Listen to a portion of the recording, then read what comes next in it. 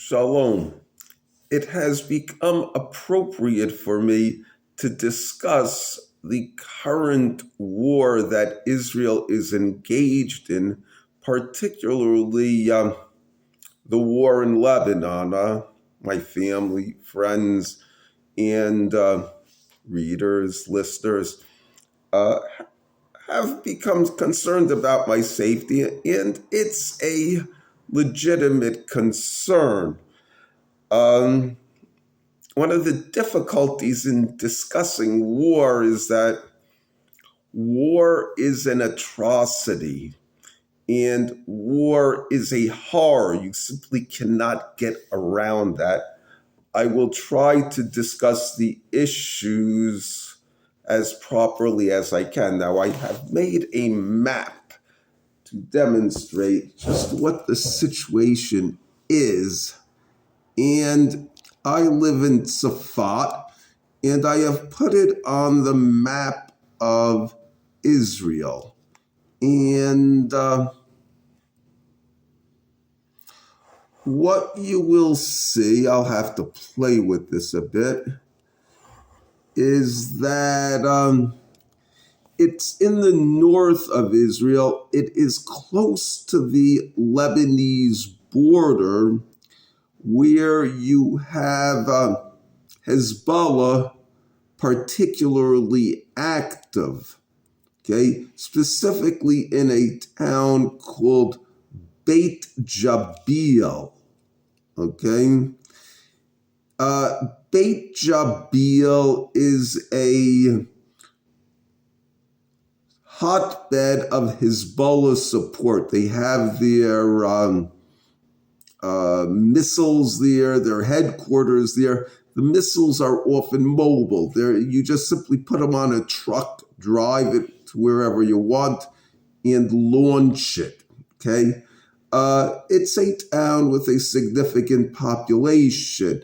Okay, now Safat has a population of about 40,000 people, and it is of military importance. There are some military headquarters within the city itself, and military bases dot the area.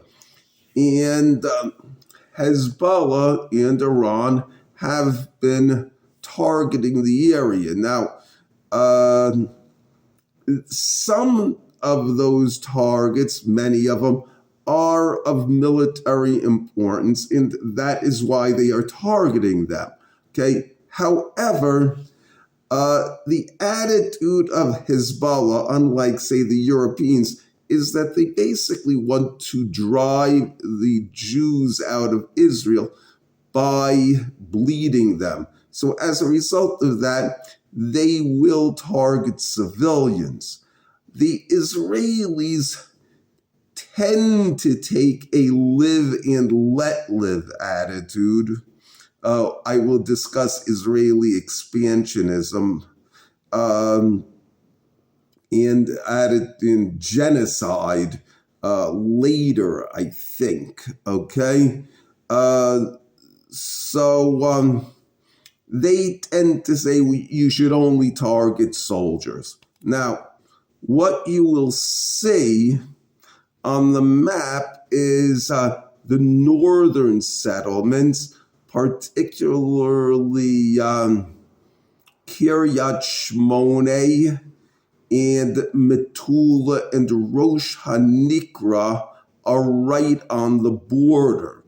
Haifa, a major city, 642,000 people, 34 miles from the border, okay, is also quite involved. Okay, and whether it's going to be attacked or it's fought or other areas depends on the military thinking of the parties involved.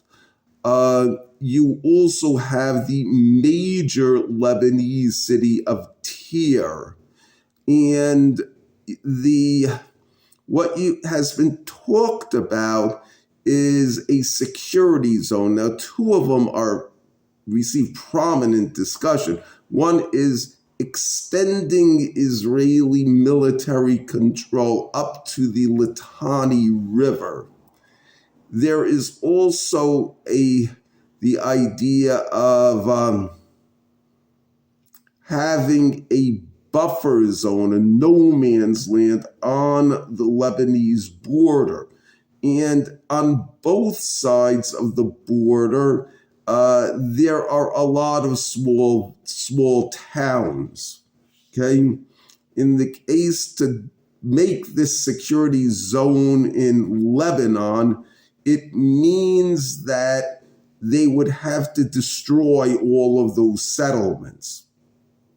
Okay, the problem is, and it was what started this whole thing, October 7th, is that places that are right on the border, especially kibbutzim, where the fence is a border, you can just push through the fence and massacre the people there. If you have the narrow no man's land, that becomes much more difficult. Okay. Also, one of the problems is that the Lebanese, or the Hezbollah, the Shiites, will fire basically anti-tank missiles into the towns just right across the border. Also, a missile attack is much more difficult to stop. Safat being only 15 miles from Beit Jabil. Okay, if you're talking about Iran, it's 1,000 miles. If you're talking about Iran to New York, it's 6,000 miles. You have more time to shoot the missile down or run into a protected area. Okay, basically, this war has been going on a long time. The Muslim states pretty much never accepted the 1948 partition plan that created the state of Israel, and have been at war ever since in varying degrees, especially the Palestinians. Now it's the Shiite Muslims. Okay, now Israel is frequently accused of genocide and expansionism, and it has some truth to it from a religious standpoint. Basically, the 7 nations that inherited in Canaan were considered very evil. They practiced human sacrifice. And Israel was commanded to destroy them, not just because God wanted to take the land, also because he wanted to get rid of them. Okay, so you have that as a religious precept. Also, the borders delineated for Israel include either much of Lebanon or all of Lebanon. And what you have is, it's a current in Jewish thinking. Most Jews are not interested in actually initiating a war for something like that. But the idea of seizing their land if they actually do attack us without much of a provocation is present and can be reawakened. It seems to me that the only way that this is going to end is on the day of universal peace. Thank you.